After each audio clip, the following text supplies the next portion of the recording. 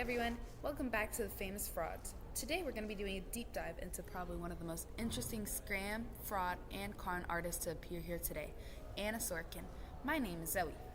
And I'm Ribby. Anna Sorokin was recently trending for claiming to be a fake heiress from Germany. Anna convinced some of the most powerful people in New York while also racking hundreds of thousands of dollars in debt. Her case wasn't just about deception, it was a full-blown legal battle. Anna was charged with multiple felonies and her trial raised a lot of questions about fraud and the legal system. Anna Sorokin was a con artist and fraudster who posed as a wealthy heiress to access upper-class New York social and art scenes from 2013 to 2017 and scammed lots of people and business ideas out of millions of US dollars with their fake business ideas. This all starts in 2017 when Anna was arrested for grand larceny, theft of services, and attempted grand larceny. If convicted on all counts, she was facing up to 15 years in prison. If you don't know what grand larceny is, it's basically when someone steals property worth more than $1,000.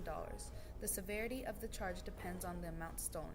Since Anna defrauded people out of hundreds of thousands of dollars, she was looking at grand larceny in the second and third degrees. One of the key legal questions was whether Anna's actions qualified as criminal fraud or just a case of someone over-exaggerating their lifestyle. Fraud requires intent. You have to knowingly deceive someone to obtain money or services. Her defense argued that she always intended to pay people back and was just temporarily in financial trouble. But the prosecution saw it differently. They argued that Anna engaged in calculated patterns of deception by forging financial documents, faked wire transfers, and manipulated people into covering her expenses with no real intention of paying them back. That's classic fraud. After a month-long trial, Anna was convicted on 8 counts, including grand larceny and theft of services. However, she was acquitted on 2 key charges, one related to the attempt to get a $22 million loan and another for allegedly defrauding Rachel DeLoach Williams.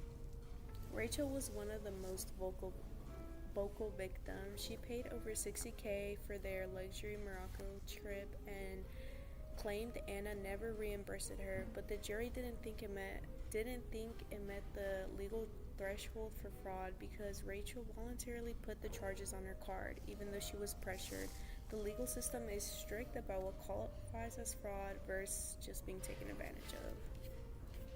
In May 2019, Anna was sentenced to 4 to 12 years in prison, ordered to pay $199,000 in restitution and fined $24,000. She ended up serving less than 4 years before being released in 2021 for good behavior. But her legal troubles weren't over. Almost immediately after her release, ICE detained her for overstaying her visa since she's a Russian citizen. She spent nearly 18 months in immigration detention before released on house arrest in 2022. Since Anna made money from Netflix inventing Anna, the state of New York invoked the son of Sam law against her, which basically prevents criminals from profiting off their crimes through book deals, movies, or other media projects. In Anna's case, prosecutors froze the $3,200,000 Netflix paid her so she couldn't personally benefit. But instead of keeping the money, the state allowed her to use it to pay her victims back. So now Anna is on house arrest, still technically fighting deportation and ironically still finding ways to capitalize on her story. She's launched a podcast, done interviews, and even held an art exhibit featuring her prison sketches. It raises the ethical question. Should she be allowed to profit from her crimes, or is she just taking advantage of the same system that once enabled her? It's tough. From a legal standpoint, her fraud was real and she served her time, but from a moral standpoint, some people feel she hasn't really learned her lesson. And what's wild is that her case has already influenced legal discussions about fraud and privilege. If Anna had really been an actual heiress who ran out of money, would she have been treated the same way? Probably not. There's definitely a class aspect here. Wealthy people and corporations take financial risk all the time and fail, but they rarely get criminal charges, Anna's case exposed how much of high society is built on perception rather than actual wealth. Maybe that's why people are still fascinated by her. She scammed a system that's already full of deception. But at the end of the day, the law is clear. Fraud is fraud, no matter how glamorous it looks. Well, that's all that we got for today. If you enjoyed this legal breakdown from the Anna Sorokin case, be sure to subscribe and follow us for more deep dives into famous frauds. But hold on, don't stop it. We have some questions. We have extra bonus questions. Okay, do you think Anna would have been able to get away with her crime? If yes, how so? I personally think that she could have been able to get away with her crimes. I just think that she had to be a little bit smart about it. I think that she started to get a little bit cocky and greedy. Yeah, I think. And just started to take, and she would forget to pay.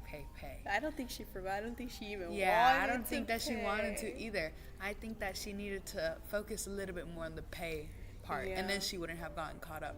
So she really would have been the ultimate scammer. She would have came here, started from nothing, and really gone up. She really could have just actually went through with her business ideas by getting loans and then just going from there. But instead, she wanted to be greedy and not pay back nothing. Not good. Yep. Okay. Do you think the victims got justice? Do you think the victims got justice? No. I would be mad too if someone stole $60,000 from me. So I don't really think that unless they got paid back. I mean, she did go to prison. That's actually no. I don't even think they ever got their justice because I know that they were struggling in the moment, and nothing can make up for that fact that they were struggling, that they're $60,000 short. And I think Rachel, she was the one that didn't even have the good job to be $60,000 short. Did she use like the company credit card? Mm-hmm. I'm pretty sure that got her fired. Yeah. So I don't think that. I think that some of the other businesses, some of the big businesses that she scammed, I don't really care about. Oh. I think that she did scam some big businesses that were like bad or something. Yeah. Which I don't really. Those are the big businesses. I mean, but Rachel to scam from people though, that's crazy, and that was her friend, quote unquote. That's your friend too. Yeah, but some people did get their money back from the Netflix thing since she couldn't take that money. Yeah. But I know she wanted it. Her greedy ass, but do we think that I didn't mean to say that. I'm just sorry. Hold on, we can cut that out. Wait, we can bleep it out. Yeah, we can do bleep. Okay. Do you think that Anna should get her Netflix show money? Yeah, I do. Wait, I think that she does. I think she does. I think that she does because if you really think about it, she really did hustle to get in here, and all of those hours of her scamming people, time is money. Those are hours that she put in. So I think. Oh, wait. The hours that she spent scamming people? She did spend hours scamming people. And they made a whole entire story about it, and a lot of people enjoyed it. Oh, yeah. Because of her scams and her ideas. So I think, she should. Because if we really think about it, if we made a story and we never received the money for it, I think everybody would be mad. I would be so mad, too. Especially if it's $3,200,000. If it's about you. Yeah. Yeah. And if it's about you, like...